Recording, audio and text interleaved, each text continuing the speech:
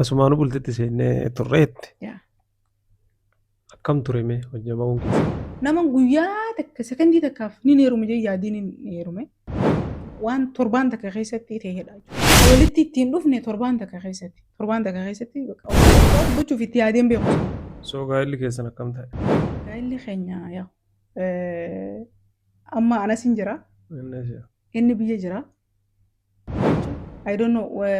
صلاة الله سلام الله على من محمد هاشمي العذاب صلاة الله سلام الله على من محمد هاشمي العذاب بالله سميان ينور شافي Yooyya akkam nagaa jirtu hundumti keessanuu hordoftoonni ibsishaa inda maaki kun Go Broadcasting. Guyyaa har'aa keessummaa ajaa'ibaa isiniif qabadhee dhufee jira. Eenyu jettanii yaadda? Haara hin jarjarin asuuta isinumaa finna. Kanaafiyyuu asumaan keessummaan keenya asitti argamanii caaltuu Amaan baga nagaan dhuftan. baga nagaan na eegan. Duraan dursanii affeerraa keenya duraa qeebaltanii asitti argamuu keessaniif hedduu galatoomaa isiniin jecha. Isinilleen nu kabajanii asitti poodkaastii ibsishaa Go irratti nu affeeroo keessaniif hedduu galatoomaa isin jechuun barbaada. Galatarraa fa'a. Itti aansee hin beena miidiyaa irratti akkuma namni kamuu si beeka. Nollee si beena hiriyaa yeroo dheeraati. Qoy. Nani beeytanii? Na beeytanii mire na beekaa.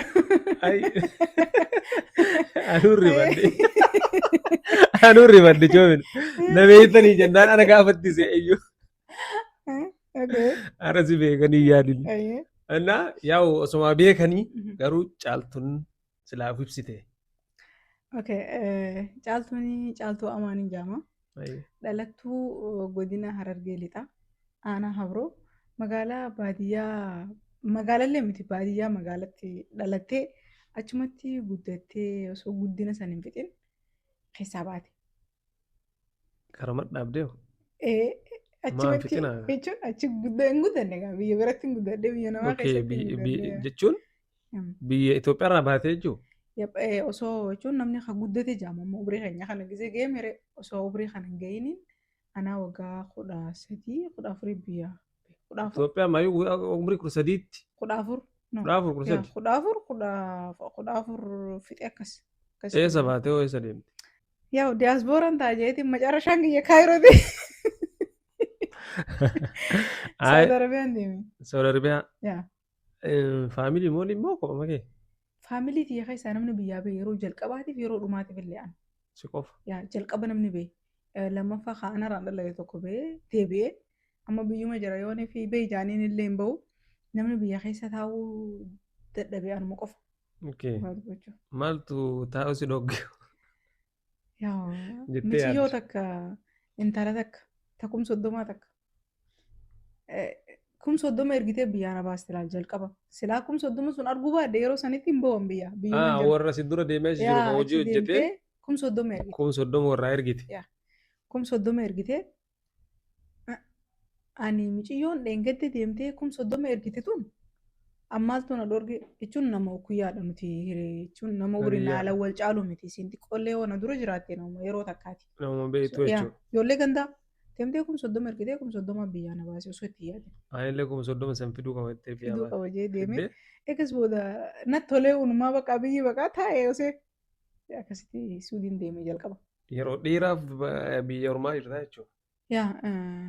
Yeroo dheeraa jechuun anaa umrii waggaa 14 karaa waggaa 15 akkas jechuun umrii keenya bahee nu nuti dhaloota mana hospitaalatti dhalanne tilmaaman garuu waggaa 14 gaafa ebaluu dhalatte faayyadan nama ebaluu gaafa dhalatte akkas jedhanii nutti mannolle. Waggaa 14 waggaa 15 torma kanan biyyaa bahee so egaa gaaf sanarraa kaasee hanga waggaa 8 Saawud Arabiyaan ture jiboodaan. Achi keessan ture achi booda ture sun porosesa dheeraa tokko qabdi yoo na ifachuu baattan. Yeroo amma biyyaa baatu san umurii 10 jettee jirte barumsaan baranne. Barumsa baradhee barumsa akkami beektaa barumsa faamilii keessaa dubartiin ana hundi dhiira beekte. Ijoollee keessan keessaayyuu. Yaa hundi isaanii warri na duraatitti illee warri na boodallee dhiira na boodan takka dhalatte malee ani faamiliidhaaf takkan ture. Hangafa dardarummaa abbaan kiyya takka qaba ture. Sun ammoo nama nu dura seeruun beeknu jechuun faamilii qabdi waan ta'eef. Nama biraarraa argatani? Yaa. Okay. Intala arsirraa argate. Jaartii biraa qabaa jechuudha. Baay'ee abbaan kiyyaa afur fuudhe. Masha Allah. Rabbaa Haaddaati. bulchuuf. Injiran walirratti hin fuune lagi. Naa garagaratti. Yaa hundinuu adda addaa. Kutaa afur fuudhe, kutaa afur keessaa fuudhee jira. Hoggan akkana jiru gaa isinis akkasiin lakkaa jechuun. Kanaafiyyuu fira baay'ee qabdanii Oromiyaa keessaa gara yoo naannoo biraallee deemte hunduma san deemtaa jechuudha. Arsii keessaa jaartii abbaa kiyyaatiitu jira. Amaara keessa jaartii abbaa kiyyaatiitu jira. Harargee keessas jaartii abbaa kiyyaatiitu jira. Shawaa keessallee haadhatii jaartii abbaa kiyyaatiitu jira jechuudha. Maanguddichi jajjaba Oromiyaan ala baheera. Yep, hayti guddate arsii keessa waan ta'eef jalqaba achitti lama fuudhe. Okay, masha Allah. Haa bulchu jenne. Inna meeqa dhiisteeti barumsa? Barumsa hanga ani daarektii takka lama sadii jee kanillee wanti jee barumsaan hanga kutaa afurii qofan takkarraa lammaffarraa sadii hanga afurii seeran deeme malee sanii achi utaalaa akka nama bahararra utaaluu agarte akkasitti utaalatiin hanga xiqqoofe malee dhaabbata hanga kutaa hangana utaalaa wayitatti tarmii jechuudha. Sababni cimtuun ture ni nafaa simsteer dura baradheetiin barumsa guutumatti dhaabaa eegas fuudhaa mataatu naannaa uummata sana immoo ayitu cimtuudha ni dandeessi jaanii kutaa isaan inni dabarsan akkasittiin irra nu taale bakka walumaa gala kutaa osoo hin lakkaa'iniin bira dabreen. So kaniifi bakka akkanatti hin dhaabe jee himuu hin danda'u kan hin dhaabbata ofii kutaa takkarraa hanga afurii eegas fuudha shan simsteer dura baradhee kaitti aanu osoo hin fixin kaanii dabree akkas akkasitti. Okay. Wanti ati biyyatti hin daganne jira. Biyyatti wanti nan hin daganne ni jira. Gaaf takka ijoollee taane jechuun ijoollee miti bakka walumaa galatti yeroo sanitti yeroo keenya. Ijoollummaa bakka yeroo san. Dubartoota Harargeetti baay'ee amata 12-13 geenyaan dubra gaadhanii heerumsiisanii ni heerumanii. So umrii kana jira waggaa 13 akkas jira.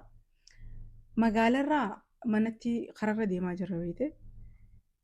Jallaattiin beektaa?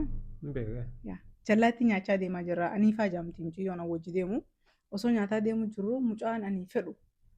Achi nu dhufe. Jechuun biyya keessa hin jiraatu kan jiraatu Finfinnee kana ni gala. Yeroo ayyaana gizee birraa fa'aa akkas ni deebi'a. San booda inni suni achi nu dhufan nam sadii ta'anii naafisiin oloo deemaa jirra. Barzaa fi Usmaa'il Qaasim jaanii ijoolleen naannoo keenyaa ni beekti. Hoggaa achiin akkanatti oloo garagaluu isaan achi gizee dhufan jallaatti nyaachaa deemu jiru tana gajjeetiin akkan harkatti nagarree fuudhee mataa boqqolloo ta'e lafti ganna waan ta'eef furr godhee hanga hin danda'u. San booda dhufanii bikoos akka inni harkatti nagarree fi beekte na bira ga'ee na dubbisee gurratti as garagalee isa na bira dabarte nyaattaa maaliif darbitanaan jedhe. Yeroo na bira dabartee nyaattaa maaliif darbitanaan jedhe mudannoon jalqabaa ta'e na irraanfanne isii tana tabiraa. Yaa namallee kan kofalchiistu mana barumsaa keessatti dorgaa dorgeen beekame. Yaa wal dorgommii hin beekne. Wal dorgommii mucayyoota akka biiftuu jaamtii wal dorgomna gizee duushitu cimtuudha daree teenya keessaa naafsi wal nu dorgomsiisanii deemnee takkaan hin caala yaani ni mo'a hoggamoo akka namoota jettee wal tumna kararratti mee nama guyyaa takka nama irra jabaatitu asirratti hancufii walii tufanii jiru gaa. Eenyu tuqataanii no. Walitti sinna qo'achuu. Yes asirratti tuqee eenyu tuqataanii. San duratti illee jira. Dafee dura tuquun. Yes kana godhee tuqee ni beekte coon gaduma jettee ciniinnaa asirraa na buqqifte ammallee qaba milikata. Harkarraa waan akkasitti gaafsan ciniinamee galee. Umrii xiqqeennaan biyyaa bahee jetteerta. So umrii sanitti biyyaa bahuu keetti akkamii hin gaabbitamoo? No osoon biyya keessa jiraadde bakka ammaan tanaa kanan gahu dhugaa dubbachuuf jechuun heerumeetiin gaa'elilleen tokkuma heerumtee bultii qabaattee haadha ilmaaniiti ammaan biyya keessa sinaan jiraadde ilmaan dila qabaachuuf amma lakkuma saffisaa walirra dhalanitti jechuudha. Sanuu yeroo akabaabii keessanitti dafanii nama heerumsiisan jette? Dafanii nama heerumsiisan. Heerumtee waggaatti dhaltaa yoo waggaa 2-3 deessees ilmaan 2 walumaa galatti yeroo san silaan dhalee har'a ilmoo waggaa 12 qaba jechuudha walumaa gala yeroo san akka anaa umrii waggaa 13 sun inni osoo dhalee har'a ilmoo waggaa 10 qaba jechuudha. Eegan biyyaa fi walumaa gala karaa waggaa 10 waan ta'eef. So kanaafi osoo biyya keessa jiraadde caaltuun ammaan tanaatu hin jirtu. Laayivii biraa jiraachuu dandeessi. Akkiid umriin guyyaan dhukkubsattu malee duutu waan du'u biyya keessa jiraaddeef garuu bakka ammaan tana jiru kana hin jiru. Barumsas baradhee fixuu hin danda'u. An takkitti waan hin ta'eef ijoollee teenya dhiira barsiisanii dubartiin barattee eessa dheetii fa'aa jaanii jalqabaa akkasiin na baasanii mana takka keessaa nama 6 baranna turre. So kanaaf isaan ati dubartiidha ijoolleen dhiiraa kun xiqqoo haa baratanii ati immoo dhumarra itti seenta jechuudha na baasanii jalqaba akkas ture. San boodetti na deebisan malee. Barumsi sunis fixee nama barateen ta'u nama ammaan tana ija akka ammaa waa ittiin hubadhu kanaafi hawaasummaas tahee waan oromummaatis tahee miidiyaa irratti kan hin bare kan hunda hin baradhu jeeti yaada. Biyyaa bahuun kanneen hundaan nama wajji waan na barsiisu waa'ee xiyyaa na barsiisu hangam beeku caalatti waan keetii gisee beektu faamiluma teetii fi akkaataa guddina isaaniitii irraa kan ka'e gosuma keetii fi naannawa keessan malee nuti biyya keessatti namni bal'inaan seenaaf seera guutuu nu barsiisu hin jiru yoo kijibne malee jechuudha. Kanaaf biyyaa bahuun kanneen hunda na barsiise. Saniif ati nama biyyaa bahuun kana na barsiise sababa kanaan jalaa bahee jira jetteerta. Kanaafiyyuu ati namoonni waan ati yaadde kana keessa jiru jira. Fakkeenyaaf jechuun biyyatti dubartoonni gatarii keessa baadiyyaa keessa jechuun hin jira waan akkanaa ammallee mana barumsaa irraa maalii godhanii heerumsiisuu fa'aa akka isaan waan hin jenne fedhii isaanii eeganii fi waa hedduu godhama. So uummata kanaaf ati maal jettaan warra dubartoota kanaa? Laal yeroo ijoollummaatti wanti kun hundi siif hin galu. Ijoollummaan beekee namni umrii ijoolleetis taate gisee waa hubachuu barbaadu. Baqa uumamaan nama garii waa hubachuu danda'u rabbiin kun uumaa. Namni gariin ammoo yookaan miidhamee yookaan rakkatee yookaan tumameeti kan inni waa galuuf jechuun wanta sanitti akka hin deebineef sanirra waa barataa deema. Amma akkan gaafa anaa sunii fi yeroon ammaan tanaatu gargar. Ammaan tanaa kanatti filachuu danda'a namni biyya keessa jiru jechuun waan takkatti seenuudhaaf an kanan fedhu jee diduu danda'a. Yeroo sanitti immoo xiqqoo nuti dadhabina diduu yaani sodaa takkaatu jira konfidensiin akkasitti waan kanan godhu jettee diduu hin dandeessu. Laal wanti hin dhaamuu fi dubartoonni yoo baratanii. I think ni jira wanti sun ammallee anamma argeera viidiyoodhaan amma ijoolleen haragee jechuun feemasiin tunneen warrumaa jiroo maalii kunniin jiran kun dubartii umrii malee heerumsiisuun haa dhaabbatu jedhanii wayita gaafii wayii dhidheessan viidiyoodhaan argee ture. Ni jira keessattuu karaa keenyatti wanti kun haalaan babal'ataadha.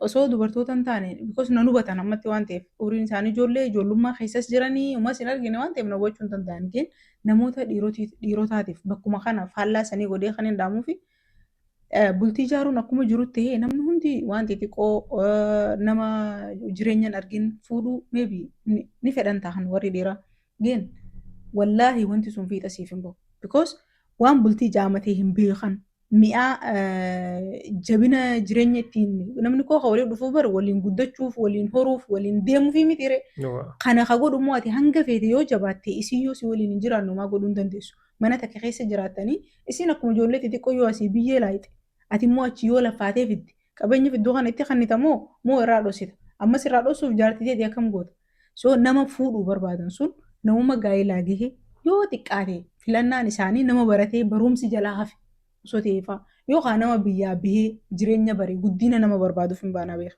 yoo taphachuu baatan nama waa mara argee jechuudha. Yes bultii keessatti dirqama biyyaa bahuun barbaachisaa miti yoo bilchaatte yookaan barattee barumsi yoo jalaa hafe yookaan immoo cimtee mi'aa namoomaa yoo bartee osoo hin barannellee homaa rakkoon qabu baadiyyaa keessatti baay'inaan namoonni kan baratan kun ammoo waan beekamaadha waan osoo ta'e yennu miti waan dhibbatti jirudha. Yoonii fi namoota akkasii filatanii isaan sunis guddatanii gaa'ela seenan isaan kunis ammoo jireenya isaaniitiif hin sodaatanii jechuudha namni kun qabee waliin deeman waan kayya jedhe. Ijoollee waggaa 13 fuudhanii waggaa 12 fuudhanii waggaa 14tti daa'ima qabdi. Isiin daa'ima taarkaa qabdus daa'ima. Inni suyyoo akkamitti deemanii isiin tuyyoo akkamitti deemtiif haadha gaarii ta'uu hin dandeessu daa'ima. Abbaa gaarii ta'uuf danda'uuf waa sadi waliin oofuu hin danda'u hanga fedhallee yoo jabaate. Kanaaf isaan daa'immanii kun sossobanii bultitti naquu mannaa namootuma bultii beeku.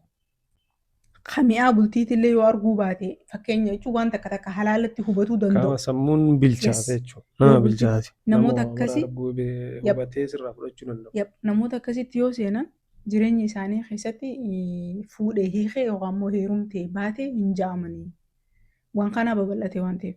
So filannaan isaanii osoo akkas ta'e moorirra bareeda. Isaan nan hubatan warra dhiiraa immoo xiqqaatee bilchaataniitii fuudhutti seenanii kanaaf karaa isaanii goruu filadhe jechuun gorsaa. Ijoollummaatti keessatti erga biyyaa baate wannan sila godhuu baadhe yookiin immoo sila Godhe jettee yaaddu jira yeroo biyyaan bahin san Itoophiyaatti. Hedduun cimtuu ture barumsatti.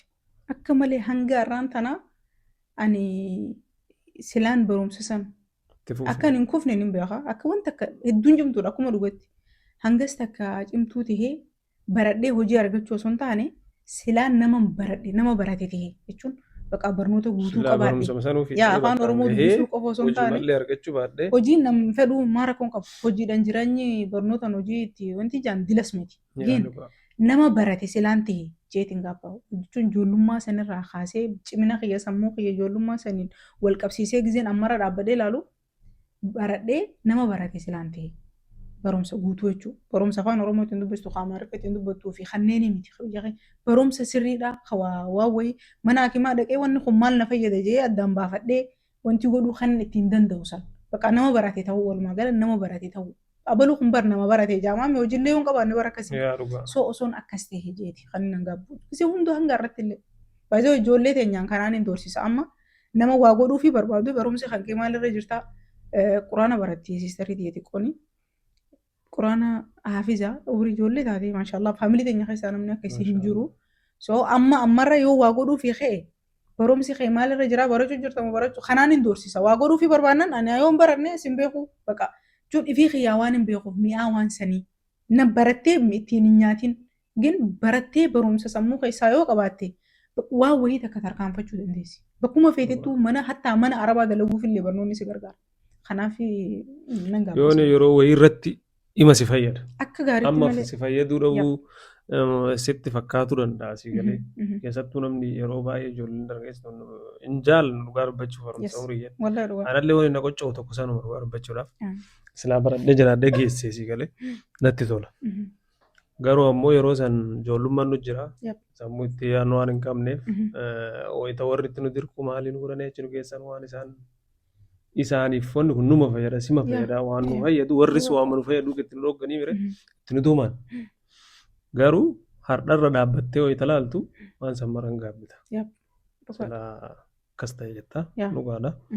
Kanaafiyyuu yaa'u osoo yeroon hin dabarre Hundi keessanuu barnoota dhiiraa dhalaan qabu xiqqaa guddas hin qabu haala carraa qabdu hundatti barnoota silaa dursee namni hundinuu moorirra bareedaadha. Nuu miti namni isin fayyadamu mataa keessanii waan wayii takka bakka jechuun ogummaa mataa keetii yoo qabaachuu baatte barnoota sammuu keessaa yoo qabaatte wanti hedduun siif laafa.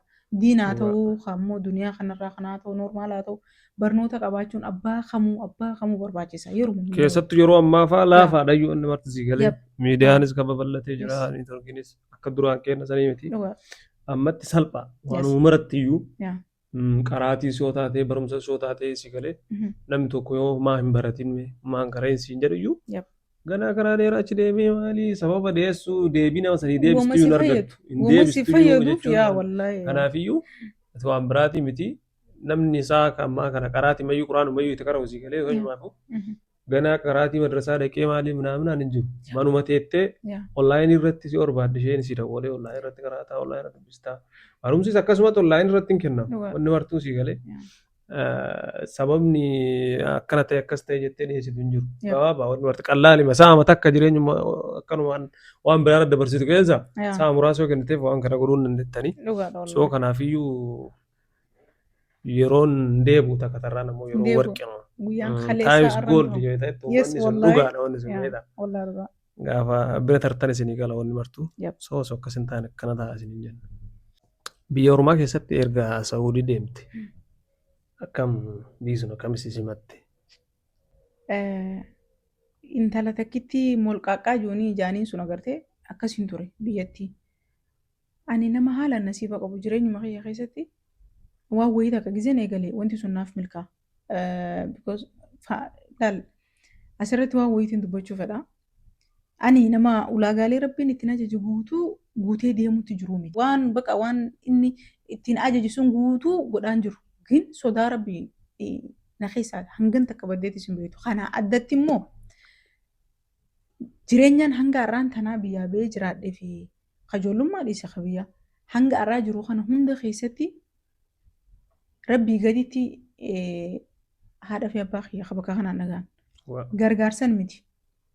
du'aa isaan naa godhan hangan takka lafan buutu an kadhadhee yoon inni isarraa dhabe isaan kadhatanii hangan irraa gadi hin deebitu kun hundi maalirraa kaka'e beektaa faamilii an obboleeyyan dilan qabu obboleeyyan dalagatanii namoota if danda'anii faamilii baadiyyaa keessatti if dandeessuu fi nama wanti ittiin haajamnedha faamiliitii haa ta'u immoo waan jireenya kiyya keessa walitti dhufu hunda keessaa nama ijoo tokko fudhadhee ittiin hin mari'adha isaan keessaa isaan hin dheessu jechuun irraan dheessu bakka biraatiin jira jee biyya san keessa hangan jirutti abbaa kiyya gisan dubbise waan akkanaa naa godhii naan hin jedhu siifin godhoon hin jee lakkii ija ati miilli takka achi si jira miilli takka immoo biyya si jira egaa takka baatetti dhifii keetii waan si fayyadu irratti xiyyeeffadhu naan jedha kanarraa kaafee ani rabbii kiyya kadhadhee irraan dhabu isaaf hin du'aa isii godha naan jedha kun maalirraa kan ka'e beektaa isaanitti itti dhiyaachuu kiyya biyyaa baatee nuti amma hedduun nama keenya gisee biyyaa baatee jireenya waan kan kee tokko agartaa egaa biyyatti maallaqa biyya namaa kanatti agarree daleenee finnoo kan hin qabnu mindaan nuu kafalamuus hin jiru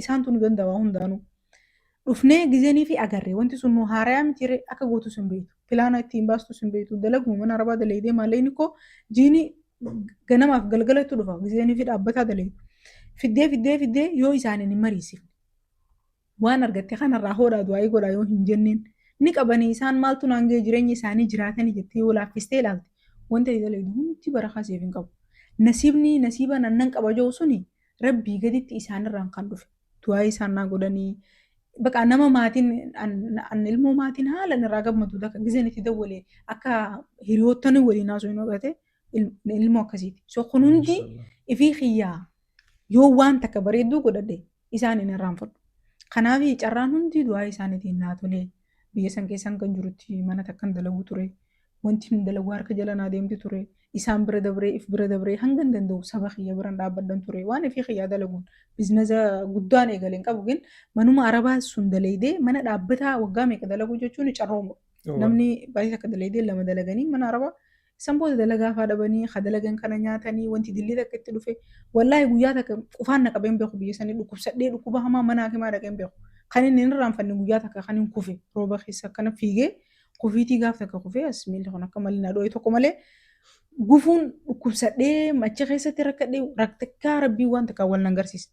So kanaaf carroomni kiyya nasiiba toluun kiyya isaanirraa du'aa isaanirraa kan kaate rakkoo hamaan agarree hojii dhaabbattuun qaban ture jireenya bareedan qabaachuu ture hanga dhumatti illee biyya galu waan hunda xumuradhee eegam fixee booda kan hin gaa'ilatti seenee miidiyaa irrattis bee hundi kun hundi waan aadaa tiyya cabsu amantaa faalleessuu danda'a ni faalleessallee gin aadaa tiyya waan cabsuu fi waan faamiliin tiyya ittiin haqaanfatan agartee guyyaa takka dalageen beeku sanuu kophaa kiyya tahee obboleeyyan na gorsuun qabu nama na sodaachisuun qabu biyya jechuun bara ijoollee taatee yaadigaa biyya namaa keessatti alaafinnetii mataa keetii fudhattee kun hundi bara yoo isaan na duuba dhaabbachuu baatan yoo nan isaan yaadachuu baatan kun hundi hin jiru beekamu.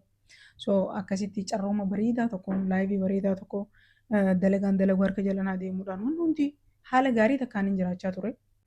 San boodan yeroo dheeraa booda gaa'ilatti seenee heerumni sun hanga ji'a 9 turre boodan qabamnee adda baanee qabaadhaan biyya sanii bahee jechuudha. Walumaa gala gufaata takkaan malee rakkoo takkaan malee miidhaan biyya araba dila kana himan agartee mana araba arabni kana nama godhaa maallaqa nama dhoowwatan ciqqii kana hunda guyyaa takka argeen beekon. Biyya san dhaqee mana 3 dalagee waggaa 8 guutuu guyyaa takka baqa hamaa uumamu isaanirraa uummata isaanirraa jechuudha. So kanaaf waan gootan hunda keessatti waan argattan hunda keessatti osuma ifii jiraatuu qabanii namni laayivii ifiif keetii waan ol kaatu wayii qabda osuma kun jiru hanga paarsantii irra caalaa takka teetii yoo godhatte xiqqoon ati gammachuun gootuuf takka xiqqishoo takka bar haaf danda'an dhugaadhaaf danda'anamu ani fiifin jiraadhamu booda isaan maali ta'an la hanga ifii keetii haattu sun as haadhu isaaniif xiqqishoo takka kanniif wallaahi laziim rabbiin siyaa tolchu isaan jaallafan buutu. So sanii fi rabbiin carraana tolche rabbii gadi jeetii yaada akka keetti. Maasha Allah asumaanu bultitti seennee turreetti. Akkam ture mee hojjamaa'uun keessan? Bultii akkam ture biyya san keessaa bahuuf waa hunda xumuradheeti waan ajaa'ibsiitii ta'u waan hunda jalqabaa naqabuu didan kaaf dura. Wata galuu barbaaddu. Dhaqee harka kannee taaskii narraa kafalanii hanga maal narraa kafalan hanga ishiin barbaaddu mana ishiin barbaaddu geessi jaanii yeroo 3 na didan.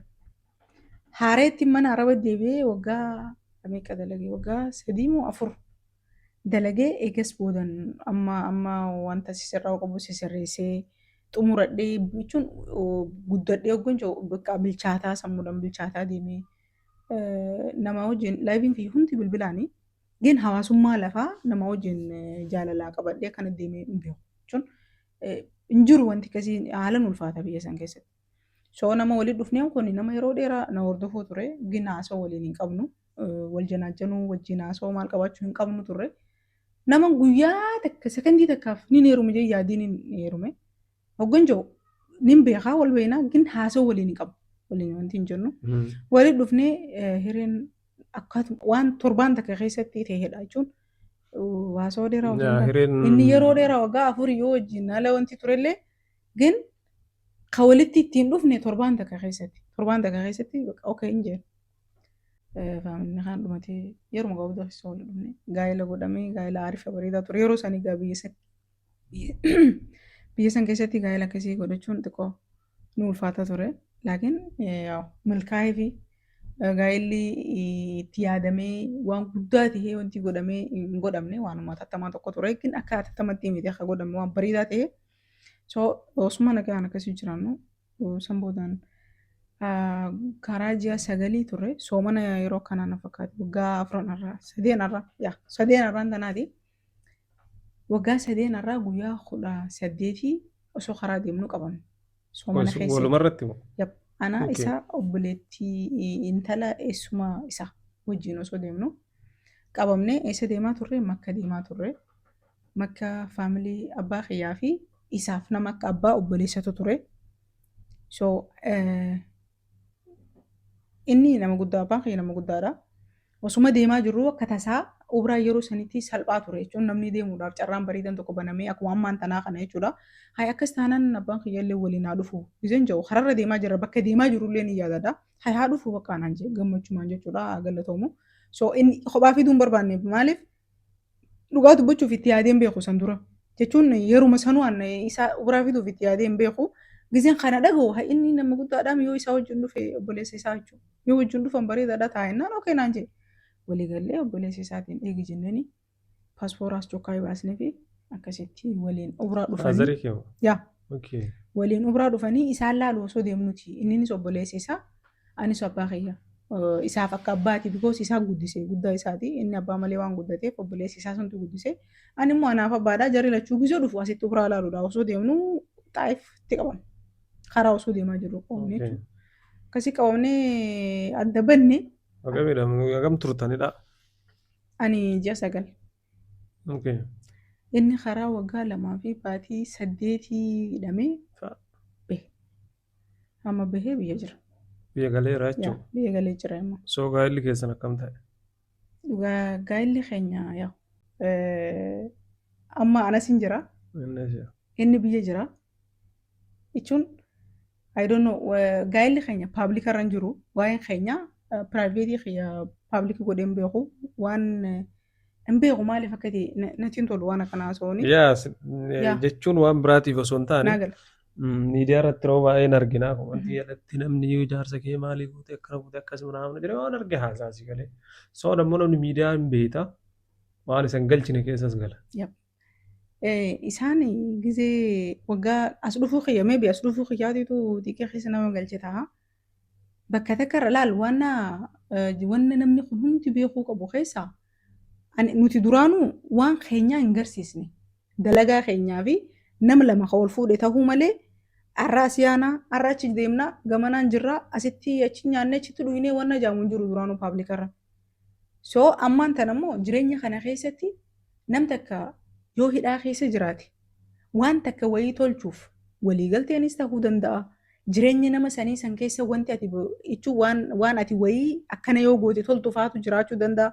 Alaafinnatii ati irratti fudhattee tagarii immoo fudhachuu hin dandeenye wayiitutu jiratan danda'a. As dhufuu kiyyaan wal qabsiisanii ajandaa guddaa fiiloo arraba waan dilaatu deemuu turellee gaheen wanta wayii takkaatu jirataniin ani itti tarkaanfadhee laal. Gizeenii fi waa dubbachuu qabdu yookaan immoo waa dubbachuu waan dubbattu qabdu agartee dubbachuu sin feesisu because dubbattee wanti argattu hin jiru waan ta'eef. Ani amma waa'ee isaa akkaataa kana hunda waan isaan baruu barbaadaniif akkamitti dhiistee deemte mana irratti namni tokko yoo mana hidhaa keessa jiraate bar ani jireenya kiyya jiraachuun qaba jireenya jiraachuun qaba Dhuga. ogon jiru isa san hidhaa keessa dhiisee hin heerumne hidhaa keessa dhiisee waan jaartiin namaa wanti hin goone jechuun eebbii qaanyii ta'e tabaabilika taatee hin qabu tarabbii ittiin argullee hin qabu soo kana hunda tabriira kan nuuf hin barbaanne bikoos humaan hin fayyadu waan ta'eef waan kana yoon itti haasee maal na fayyadan isaa yoon dhiisee maal narraa hir'isan waan takka abbaan haasa'u iyyee abbaan wanti ijoos iyyee geen ol baastee wanti gariin taate dubbattu tanamaaf nama waliin neetuutu jira. Isin lamaan qofa osoo hin taane si duuban namni hundinuu laal jiraan nama hin qabu du'aan nama hin dhabu hajaan sana gartee so yoonii fi ati dubbatti waan baddu wayii yoo calliste waan toltu wayiitu jira. Keessa gasseenee dubbachuun barbaadu geen an asin jira walumaa galatti manni Itoophiyaa jira tadhumaa immoo inshaallah poodkaastii bira irratti nu eeggadhaa siif naasaa waada. Yoo waliin jiraannes yoo adda baanes poodkaastuma kanarratti yoo inni faasii inni deemellee inshaallah online anaan interviina gaafa yeroon ga'e jechuudha. Waan mara yeroomaaf dhiisna. Wanti hundi yeroof dhiisa yeroo jalqabaatiif miidiyaa irratti wayita gara miidiyaa dhufte jechuudha. Maal poosti goote? Footoo takka feesbuuka banadhee feesbuuka kiyya suni caaltuun tan Oromooti jaa yeroo dheeraaf faayitiin yaa caaltuun tan Oromoo jedhan dhugaan beena. Achi footoo takka gurdii bicaa uffadhee qamisa jalaa adii uffadheetiin shaarbii alaabaa adda bilisummaa Oromoo of keessaa qabuutu jira adii ta'ee akkasii walirra uffadhee gadhiisee filtara meeqan dhiqee idiitii waan meeqa godheetiin nama biraa fakkaatee gadhiise. Qabsaa turtanee bara wayii keessa. Dur sun. Durii. Qabsaa turtanii. Faayizaa waliin isin meena. San dura fagoo bara. Yaa ilmaan lawwannoo wayii fakkaata wayita sanii iyyuu haala jedhan. Waan walloo sirbiinuu fi. Maachii kana uffattanii dhuftameedha yeroo san. Diitii wal goona. So seeraan wal biratti isin beekan ture. Laayikii meeqa argatte dhu? Haa feesbuukaa laayikii 27 fi koomentii 1,200. Arna laayikii 27 kan koomentiin kun. Sheer godheen ture footoo san jalqabaa itti deebi'ee. Sila koomentiin 1,000 wayii maal ta'u? Koomentii 1,200 laayikiin 27. Maala si jala nama 27 santu koomentii meeqa kana dhibba meeqa kana bar tokko immoojii tana akkana jettu hin jirtu amma baddee jirti immoojiileen sun akka hin jiran gurgurtoota garee taalib biqilsee namni qabu akka hin jiru hin jirtu amma immoojii sanaan hin argeen beeku immoojii sanii lakkoofsa bilbilaati footoolee isaaniiti achuma jala wal salaamanii. Miiseenjeruma godhatan jiriga. So sheer godheen ture gaafa idduma kana baruma 2025 kana keessa sheer godheen ture akkas. Okay. Gara TikTok dhuftanii. TikTok irrattu. TikTok irratti viidiyoo takka afaan arabaatiitu jira. Tibqa shaayii wala gaxwaa jaabeete. Gaxwaa wala shaayii jee gaafata. So wala jee gaafata. Koomentii maali laayikii 1,200 argadhe. Ammallee ni jirtiin isaa viidiyoon sun ni cufe malee ni jirti. Namni waliin haa eeginaan jee iskiriinshot godhee ergee bin ture dhaluma kana jechuudha. Koomentii 1,000 maali laayikii 1,200 akkas. Argadhe. Koomentii. Erga miidiyaa dhuftee koomentiin si aarsu waa'in. Koomentiin? Ani koomentiin na aarsitu inuma hin jirtu. Ooma fedhanii yoo isin jiran sin aarsu? Inuma nan aarsu. Maali beektaa? An mastaawata jechuun nama huccuu itti kaan ashaangulliitii huccuu itti kaan ala hin jirtu. Sanii ashaangulliitii san beeyta malee keessatti waan dalagamu ni beektaa? Keessa ishiin beeytu bara ashaangulliitiin sun huccuu itti kaanee teessii bareedudha. Hogga garte koo waan feete taani. Because keessa ishii san waan beeytu waan ta'eef waan achi ishii san keessa jiru. Anis akkasuma akkuma ashaangulliitii san mastaawota bilbila isaanii keessatti malee anaati iyya tana keessa isiin beekan. Hatta maqaa kiyya guutuu beekuu dhabuu danda'an. Abbaa kiyyatti aansee kan itti aanu beekuu dhabuu danda'an. Ammee caaltuu ta'uu baaddee nama biraa ta'uu hin danda'a. Kan ittiin amma na beekan kana malee kan biraa inuma hin beekan. Waan an kanneef hin ala ta biraa dhufanii fudhachuu hin danda'an. Saniifi koomentiin namaatti akka nan aarsitu. Ta haalan akka nan dubbadhu na gootu nin bulooka. Yooniif hin laayivii jiraadde sanuu. Malee ani xiyyeeffannaan kan nuuf. Waan akkasiiti. Amma irratti immoo tana dabbartu ati heerumtee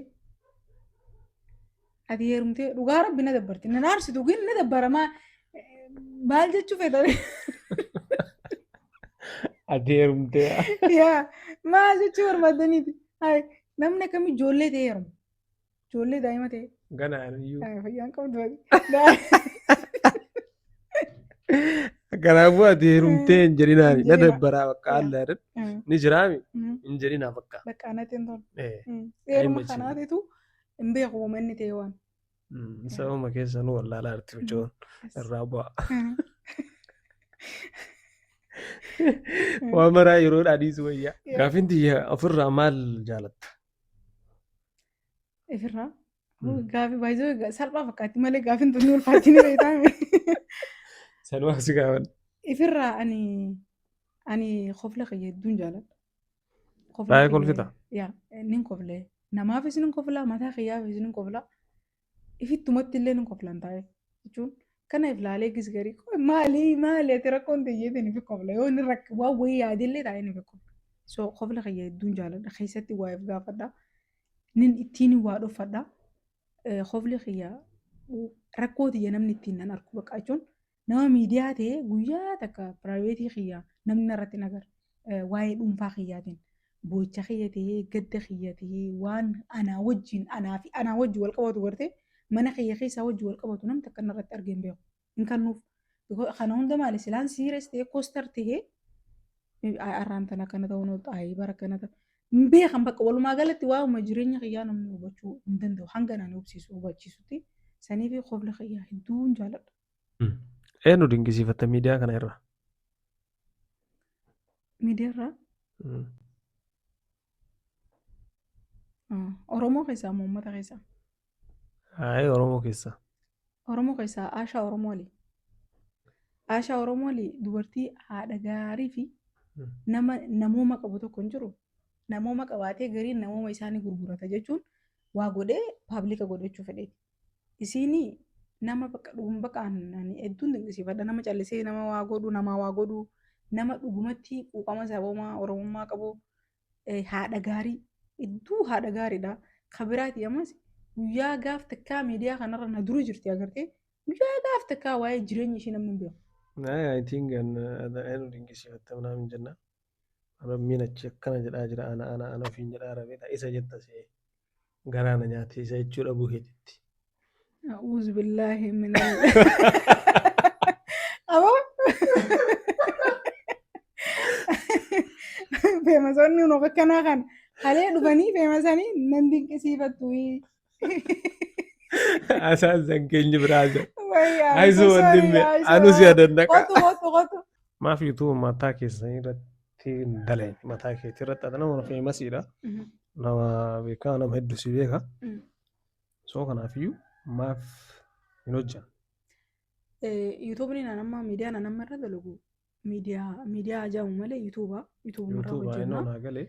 Yuutuuba tokkorra immoo anaaf kafalamee qaxaramaa hojjechaa isaan baay'isoo waan kan itti sin kaasne gin akkan ifii xiyyaa yaadutti achi keessatti naa kafalamee hanga hojjechaa jirutti miidiyaa sanii wal fakkaatu banee dalaguun xiqqoo wanti jechuun anaafillee firii naan kennu meebii sanumaaf malee yuutuub chaanala baname mataa xiyyaatiin qaba waggaa meeqa dura banameetu jira gin yoon as keessa jiraachuu baadhee yoon fooreksii keessa jiraachuu baadhee hin hojjedha. As keessa waan hin jiru ammoo yuutuubii hojjechuu xiqqishoo ifuma qiyyaafuu because asitti yaada miidiyaa fooreksii hojjechaa xiyya irratti dhuunfaan walitti dhufa osoo hanga fedhellee ta'ee asii waan numaan asitti dalage kana meebii cinaa annamta akka waan ta'eef walitti dhiyaachuu danda'a. Waan akkasii dalaguu hin barbaanne. Jechuun ati nama lamisaale carraa ati qabdu kan namni hedduun hin qabu. Warroonni amma lafaa ka'ee miidiyaa jammaru kun tokkoffaa beekamuu fi wanna ta'uu saabskaabii yookiin viiyuu guddaa argatuudhaaf yeroo dheeraatti fudhata. Garuu ta'uma nama beekamee awwalayyuu jiru namni hedduu si beeka. Asin dinqisiifatu hedduu jira. So carraa kanaan yoo fayyadamte gara gabaabaadhaan wanna ta'uu dandeetta si galee. Fuuldura fuuldura yoo rabbi jee. Dhaquu lamnaa turtiin kenna kan hardhaa caaltuu waliin goone kana fakkaata akka itti gammadanii bohaartan abdii qabna. Next time nama biraa qabannee isin dhufna asumaan iyyuu caaltuu ta'e naggala ta'uun isin jenna.